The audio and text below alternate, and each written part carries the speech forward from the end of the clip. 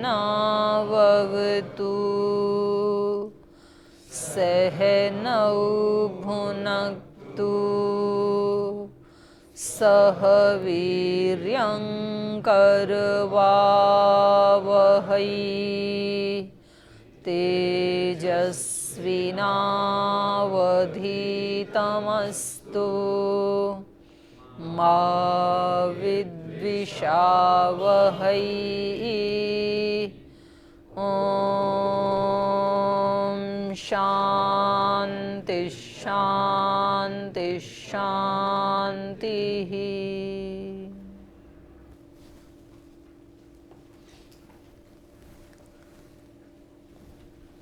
कल हम परिमाण के बारे में पढ़ रहे थे, परमाणु से लेकर के और पर्वत पर्यंत, महत पर्यंत, आकाश पर्यंत। लेकिन हमारे पाठ के साथ ही जो हम मंत्र बोलते हैं ना, ये भी हमारे इस पाठ का ही एक हिस्सा है, एक पार्ट है। और हमारी वैदिक संस्कृति में तो हम कोई भी कार्य करते हैं उससे पहले मंत्रोच्चारण करते हैं, मंत्र पाठ करते हैं। सुबह उठने से लेकर के, स्नान करने से लेकर के, व्यायाम करने से लेकर के, भोजन करने से, कोई भी कार्य करते हैं तो ये जैसे हम चर्चा कर रहे थे ना कि हमें अवेयर रहना चाहिए, जागरूक रहना चाहिए अपने विचार के प्रति, क्योंकि संकल्प या विचार ही हमारी सारी सृष्टि का मूल कारण है। और मेरी सृष्टि, जो आज का दिन मुझे मिला है, उतना सृष्टि मैं कर सकता हूँ। कल का मिलेगा कि नहीं ये मेरे हाथ में नहीं है। बीता हुआ कल जो चला गया वो भी मेरे हाथ में नहीं है।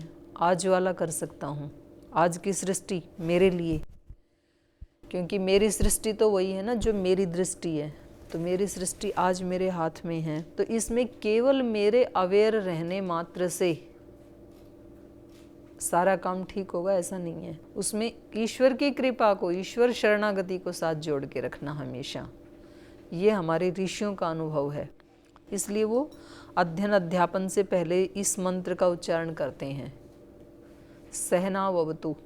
केवल हम अपनी रक्षा कर पाएं, हमें इतनी सामर्थ्य नहीं लगती है। इसलिए आप हम दोनों की रक्षा करना, सहनाववतु सहनौ भुनक्तु, आप साथ साथ पालन करना हमारा। हम स्वयं अपना पालन करने में पूर्ण सक्षम नहीं हैं। जितनी सामर्थ्य है उतनी हम पूरी लगाएंगे, लेकिन तो भी कम पड़ जाएगी, क्योंकि आसुरी शक्तियाँ भी कोई कम नहीं है। उनकी शक्तियों को कभी भी कम मत आंकना। कभी भी शत्रु को, अग्नि को और बीमारी को छोटा नहीं समझना चाहिए। कई बार हमें लगता है ना, ये तो छोटा सा शत्रु है, इसका क्या है, वो कब बड़ा बनेगा पता नहीं चलेगा। अग्नि को कभी छोटा नहीं समझना चाहिए कि एक तिल्ली तो है, एक तिल्ली पूरे मकान को नहीं, पूरे संसार को जला सकती है। इसलिए जब वो थोड़ी थोड़ी आग जलनी शुरू हो तभी कंट्रोल कर लें तो कंट्रोल हो जाएगी, बाद में नहीं होने वाली है। और ऐसे ही बीमारी, जब छोटा सा फोड़ा हुआ तो हमने उसको छोटा समझ लिया कि छोटा सा ही तो है, हमने अवेयर हुए ही नहीं, हम जागरूक हुए ही नहीं, और वो ही बढ़ते बढ़ते बढ़ते नासूर होके कैंसर बन जाता है और वो हमारे जीवन का नाश कर देता है। तो इसलिए आसुरी शक्तियों को, जो हमारे निषेध वर्ग है, निषेध वर्ग में केवल यही नहीं है कि हम जो किसी से घृणा करते हैं, द्वेष करते हैं, यही नेगेटिव थिंकिंग है, इतना मात्र नहीं है। उसमें हम कभी उदास होते हैं, हताश होते हैं, निराश होते हैं, कम उत्साह वाले होते हैं, ये सब नेगेटिव हैं। और ये बहुत बड़ा फील्ड है, इनको कम मत समझना। तो ये कभी भी हमारे कार्य में बाधा डाल देंगे। आसुरी शक्तियाँ सब आसुरी हैं, ये सब नेगेटिव हैं, सब नकारात्मक हैं। तो ये भी हमारे ऋषियों ने तो हजारों वर्ष पहले इसको जान लिया था कि हमारे प्रकाश को रोकने वाले बाधक तत्व हैं जो, तो वो कितने गिना दिए योग दर्शन में, 9 और 4। व्याधि, स्त्यान, संचय, प्रमाद, आलस्य, विरति, भ्रांति दर्शन, अलब्ध भूमिकत्व, अनावस्थितत्वानि, चित्त विक्षेपास्ते अंतरायः। और फिर उसके साथ होने वाले दुख दौर मनस्य अंग में जयत्व श्वास प्रश्वास सह भुआ। व्याधि, जैसे पहला कहा ना व्याधि, व्याधि कह के बहुत कुछ कह दिया ऋषि ने। अब व्याधि की व्याख्या जीवन भर करते रहो। व्याधि केवल शरीर की नहीं होती है, और शरीर की भी जो होती है उसमें केवल शरीर कारण नहीं होता है। आज तो डॉक्टर भी मान रहे हैं, जिस साइंस को हम बहुत प्रेस्टीज दे रहे हैं कि आज अमेरिका में खोज हुई, आज भारत में हुई, आज वहाँ के साइंटिस्ट ने खोज की, उन्होंने बताया कि हमारे रोगों के 80% कारण मानसिक होते हैं, मन से शुरू होते हैं हमारे रोग, 80 से 90%। ये तो आज बता रहे हैं, उन्होंने उस समय सबसे पहले बता दिया। पहला बाधक क्या है? व्याधि। व्याधि उत्पन्न कैसे होती है? शरीर की भूलों से और मन की भूलों से। इसलिए ऋषि ने उस समय कहा, भाई शरीर को संभाल के रखना, मन को संभाल के रखना, सबसे पहले इसको हटाना आपको योग में प्रवेश करना है तो। और उसके बाद फिर स्त्यान संचय, ये बहुत इनका बड़ा फील्ड है, बहुत बड़ा क्षेत्र है। इसलिए हमारे ऋषियों ने कहा ये नेगेटिव जो है ये बहुत बड़ा है, तो इसको रोकने के लिए हमें ईश्वर की सहायता चाहिए। इसलिए सहनावतु सहनौ भुनक्तु सह वीर्यं करवावहै तेजस्विनावधीतमस्तु। हमारा पढ़ा पढ़ाया तेजस्वी हो जावे, ये केवल हमारी सामर्थ्य से नहीं हो पाएगा। जब तक इसके साथ ईश्वर कृपा ना जुड़ी हो, जब तक इसके साथ गुरु कृपा ना जुड़ी हो, तब तक ये तेजस्वी नहीं हो सकता है। गुरु कृपा बहुत बड़ी चीज़ है, ईश्वर कृपा बहुत बड़ी चीज़ है, और उसको प्राप्त करने के लिए फिर अपने मन को मारना पड़ता है, अपनी इच्छाओं को मारना पड़ता है, अपनी पसंद को मारना पड़ता है। नहीं तो हम बोलते तो हैं भगवान की इच्छा पूरी हो, गुरु की इच्छा ही पूरी हो, मेरी इच्छा पूरी ना हो। लेकिन जिस दिन मेरी इच्छा के लिए मना करते हैं ना भगवान जी या गुरु जी, उस दिन पता चलता है। उस दिन कहता है ऐसे थोड़े ना रहेंगे यहाँ, अगर आप ऐसे नहीं मानते तो ठीक है, हम भी चले किसी और आश्रम में जाके रह लेंगे, ऐसे थोड़ी ना रहा जाता है। तो इसलिए उस कृपा को प्राप्त करना ये बहुत ज़रूरी है हमारे लिए, उससे हमारी आत्मा का बल बढ़ेगा। गुरु की कृपा को प्राप्त करके, भगवान की कृपा को प्राप्त करके। इसलिए सह वीर्यं करवावहै तेजस्विनावधीतमस्तु मा विद्विषावहै। तो हम हर काम में भगवान की शक्ति का, उसकी कृपा का, उसकी शरणागति का आश्रय चाहते हैं। जो भोजन खा रहे हैं उसको पचा सकूं, ये मेरी सामर्थ्य नहीं है। कितने लोग हैं आप देखो देश में, दुनिया में, बोल जी खाते तो हैं, पचता ही नहीं है, फिर डॉक्टर के पास जाते हैं, उसको पचाने के लिए गोली लेनी पड़ती है। तो ये भावना किस लिए की जा रही है यहाँ पे? मैं तो डाल रहा हूँ अंदर केवल, अब इसको पचाना, पचा करके इससे वो ऊर्जा उत्पन्न करना, वो शक्ति उत्पन्न करना, जिससे कि मैं भागवत जीवन जी सकूं, जिससे कि मैं भागवत सेवा कर सकूं, जिससे कि मैं अपनी आत्मा का विकास कर सकूं, जिससे कि मैं इस जीवन में मुक्ति की तरफ अग्रसर हो सकूं। ये सारा कौन करेगा?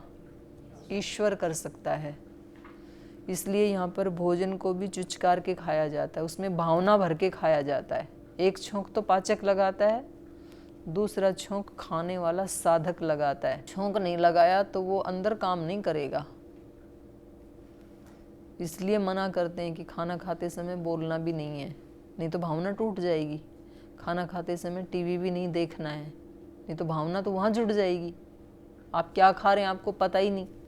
इसलिए ज़्यादातर टीवी के सामने बैठ करके जो खाते हैं तो फिर अधिक खाया जाता है, वेट बढ़ जाता है उन लोगों का। टीवी के सामने बैठ के जो खाते हैं वेट इसीलिए बढ़ता है कि पता ही नहीं चलता कितना खा लिया।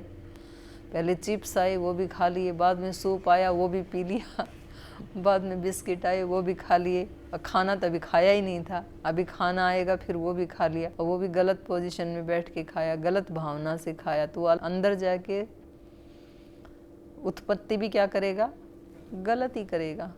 इसलिए अपने यहाँ पाठ पढ़ने से पहले भी भगवान से प्रार्थना की जाती है। तो हम जब पाठ पढ़ते हैं, मंत्र बोलते हैं, तो उसको, उन शब्दों को महसूस करते हुए कि हम क्या कर रहे हैं, हम एक भागवत शक्ति को बुला रहे हैं इस पढ़ने और पढ़ाने के बीच में। और फिर 3 बार शांति शांति शांति, जब तक पढ़ें तब तक मन शरीर कोई खुरापात ना करे, आराम से बैठे, वो शांति अवतरित हो शरीर में भी, मन में भी, आत्मा में तो है ही शांति। फिर ये दोनों शांत रहेंगे तो ऐसी फिर शांत अवस्था में बैठ करके अध्ययन करेंगे तो फिर वो निश्चित रूप से तेजस्वी होता है। तो कल हम पढ़ रहे थे परिमाण प्रकरणम। ये बहुत सूक्ष्म विषय है परिमाण वाला, क्योंकि बाहर के परिमाण तो हम जान लेते हैं, जैसे घट का क्या परिमाण है, पुस्तक का क्या परिमाण है, मेरे शरीर का क्या परिमाण, वो तो पता लग जाता है। लेकिन अणु का क्या परिमाण है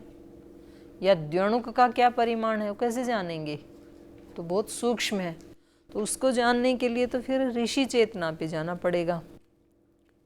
देखिए ये क्या कह रही हैं, कल सूत्रों में तो हमने पढ़ ही लिया था, 4 प्रकार के परिमाण बताए थे ना। कौन कौन से बताओ? हाँ, अणु, महत, ह्रस्व और दीर्घ, 4 प्रकार के परिमाण होते हैं। तो ये सूत्रकार ने कल बता दिया था। अब भाष्यकार बता रहे हैं परिमाणम मानव व्यवहार कारणम। जो हम मनुष्य व्यवहार करते हैं तो उसमें परिमाण ही कारण होता है। कैसे? तच्च चतुर्विधम अणु महत दीर्घम ह्रस्वम च, 4 प्रकार का परिमाण होता है, अणु महत दीर्घ और ह्रस्व। तत्र महद द्विविधम, तो इन चारों में भी जो महत परिमाण है वो 2 प्रकार का है, नित्यम अनित्यम च। नित्य द्रव्यों में नित्य होता है महत परिमाण, अनित्य द्रव्यों में अनित्य होता है। नित्य द्रव्य कौन से हैं महत परिमाण वाले? आकाश, काल, दिक्, ये नित्य हैं, इनमें नित्य रहता है महत परिमाण। और अनित्य किन में रहता है? घटपट आदि जितने भी बाकी के द्रव्य हैं उन सब में अनित्य रहता है। नित्यम आकाश काल दिग आत्मसु परम महत्वम, आत्मसु माने परमात्मसु। तो नित्य तो इनमें रहता है, आकाश काल दिशा और परमात्मा, इनमें महत परिमाण नित्य है, परम महत्वम, परम महत्व है। अनित्यम त्रणुकादाद एव, त्रणुक से लेकर के फिर जितने भी कार्य द्रव्य हैं उन सब में महत परिमाण की शुरुआत कहाँ से होती है? त्रणुक से। द्व्यणुक पर्यंत परमाणु में और द्व्यणुक में अणु परिमाण ही रहता है, और त्रणुक से आगे फिर जितने भी कार्य द्रव्य बने वो सब महत परिमाण वाले हैं। तो कह रहे हैं अनित्यम त्रणुकादाद एव, त्रणुक से लेकर के और बाकी सभी पदार्थों में अनित्य है महत परिमाण। तो महत बता के अब कह रहे हैं तथा च अणु अपि द्विविधम, और वैसे ही जो अणु परिमाण है वो भी 2 प्रकार का होता है, नित्यम अनित्यम च। नित्य द्रव्यों में नित्य, अनित्य द्रव्यों में अनित्य। तो अनित्य द्रव्य क्या है बताओ? अणु परिमाण वाला, द्व्यणुक वाला अनित्य है, क्योंकि उसका खंडन किया जा सकता है। अणु में नित्य रहता है अणु परिमाण, तो ये भी अणु परिमाण भी नित्यम अनित्यम च। नित्यम परमाणु मनस्सु, मन में और परमाणु में, लेकिन मन जो है वो उस प्रकार के परमाणुओं से नहीं बना है, जैसे आकाश परमाणुओं से नहीं बना ना, फिर भी महत परिमाण वाला है। ऐसे मन ये जो स्थूल परमाणु है उससे नहीं बना है, लेकिन क्योंकि वो सूक्ष्म परिमाण उसको इसलिए कहते हैं कि वो सूक्ष्म है, उसको देखा नहीं जा सकता है, इंद्रिय ग्राह्य नहीं है, उस दृष्टि से उसको सूक्ष्म परिमाण अणु परिमाण कह दिया। और एक साथ वो अनेक ज्ञान नहीं कर पाता है, तो इसलिए इस दृष्टि से भी उसको अणु परिमाण वाला कह दिया। क्योंकि यदि वो विभू परिमाण वाला महत परिमाण वाला होता तो एक साथ उसमें अनेक ज्ञान उत्पन्न हो सकते थे। तो ये परमाणु में और मन में जो अणु परिमाण है वो नित्य रहता है। तत्तु पारिमंडलम, और ये जो नित्य है परिमाण, ये परिमाण किस स्वरूप वाला है? गोलाकार, पारिमंडलम। ये जो नित्य अणु परिमाण है ये गोलाकार स्वरूप है। अनित्यम द्व्यणुक एव, और अनित्य किस में है ये? द्व्यणुक में। द्व्यणुक में अणु परिमाण अनित्य है। अब आगे बता रहे हैं कुवलय आमलक बिल्वादिषु महत्सु अपि तत्प्रकर्ष भाव अभावम अपेक्ष्य भाक्तो अणु व्यवहार। कुवलय का मतलब गट्टा, आमलक आंवला, और बिलवादी माने बेल पत्र। तो ये सारे क्या हैं? महत परिमाण वाले हैं ये। तो महत्सु अपि, इन महत परिमाण वाले कार्य द्रव्यों में तत्प्रकर्ष भाव अभावम अपेक्ष, उनके प्रकर्ष के भाव या अभाव की अपेक्षा से। प्रकर्ष का भाव माने महानता का या आधिक्य का भाव। जैसे हम कल सूत्र में पढ़ रहे थे, आंवला से सेव क्या है? महत है, प्रकर्ष है, मतलब आधिक्य है उसमें। और चना उससे क्या है? अपकर्ष है उसमें। तो अभाव है वहाँ पर, प्रकर्ष का अभाव है चने में, और सेब में आंवला से प्रकर्ष का भाव है।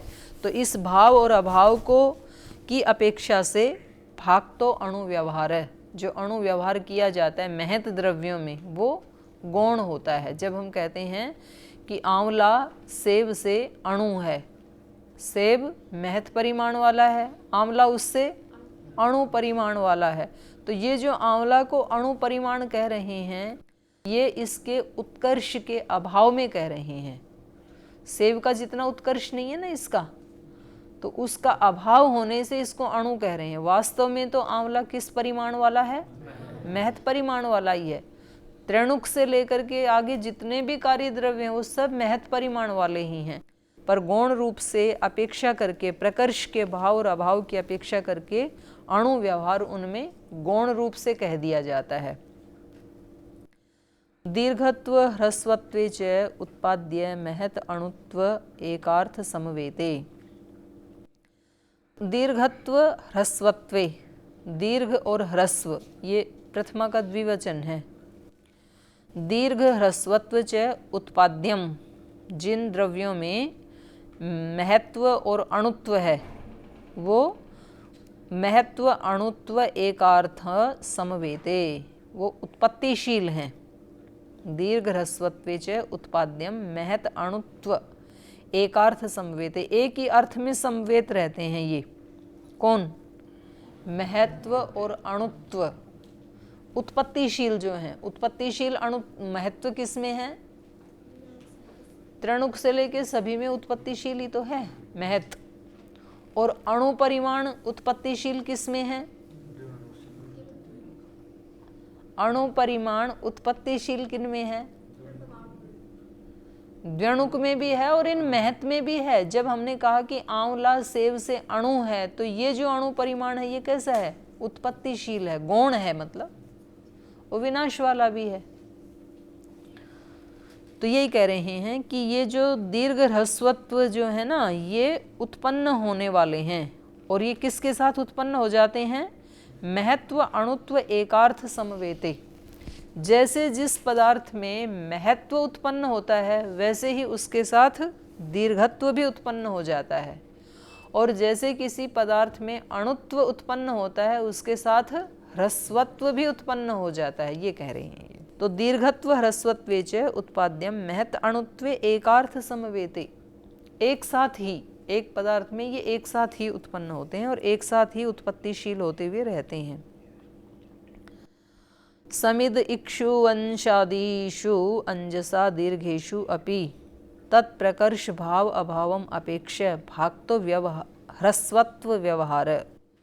जैसे ऊपर अणुत्व का व्यवहार गौण बता रहे थे ना, ऐसे ही ह्रस्वत्व का व्यवहार भी गौण बता रहे हैं। कैसे? अपेक्षा से। जैसे समिद इक्षु वंशादिषु, समित माने समिधा और इक्षुदंड माने गन्ना। तो गन्ना बड़ा होता है, दीर्घ होता है, उसकी अपेक्षा से समिधा क्या है? ह्रस्व है। तो उसका परिमाण क्या है? समित का ह्रस्व परिमाण। गन्ने का क्या है? दीर्घ परिमाण। लेकिन ह्रस्व परिमाण वास्तव में किसको कहते हैं? अणु परिमाण को। अणु परिमाण के साथ ही उत्पन्न हो जाता है। तो वास्तव में समिधा का परिमाण अणु परिमाण नहीं है। अणु परिमाण नहीं है माने ह्रस्व परिमाण भी नहीं है।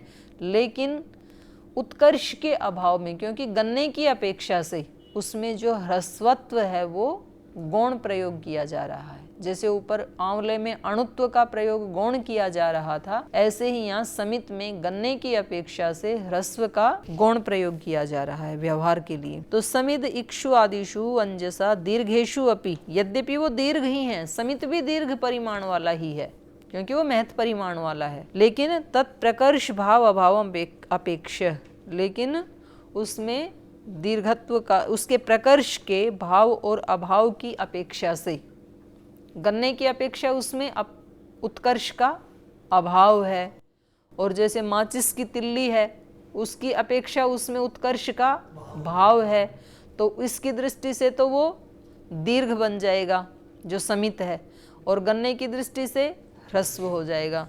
तो ये कह रहे हैं ये ह्रस्वत्व जो है ये भी गौण प्रयोग किया जाता है। वास्तव में तो ह्रस्व कौन है? केवल परमाणु है, क्योंकि अणु के साथ ही ह्रस्वत्व परिमाण भी उत्पन्न हो जाता है, और अणु परिमाण किसका है? केवल अणु का और द्व्यणुक का। तो ह्रस्व परिमाण भी रियल में वास्तव में किसका है?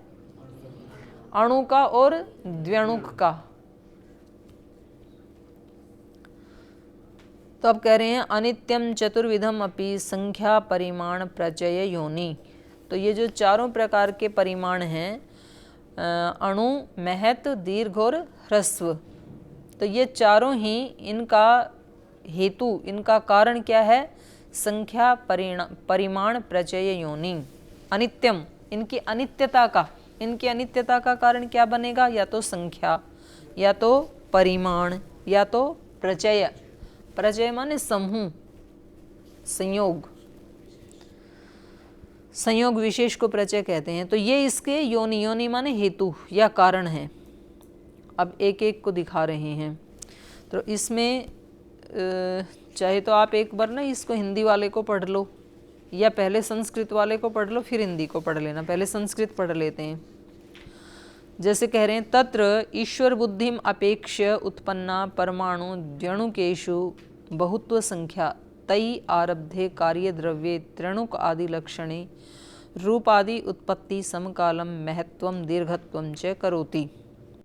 कह रहे हैं पहले हम ह्रस्व को लेके चल रहे हैं या अणु परिमाण को लेकर के चल रहे हैं।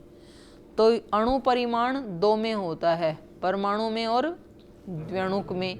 अब उनका जो अणु परिमाण है वो हमारी दृष्टि से तो दिखता नहीं है, ना तो हम अणु को देख सकते हैं और ना ही द्व्यणुक को देख सकते हैं। और कह रहे हैं कि अगर देख भी पाए ना तो उनमें इतना सूक्ष्म भेद है अणु में और द्व्यणुक में कि आप ये कह ही नहीं पाएंगे कि ये अणु है और ये द्व्यणुक है।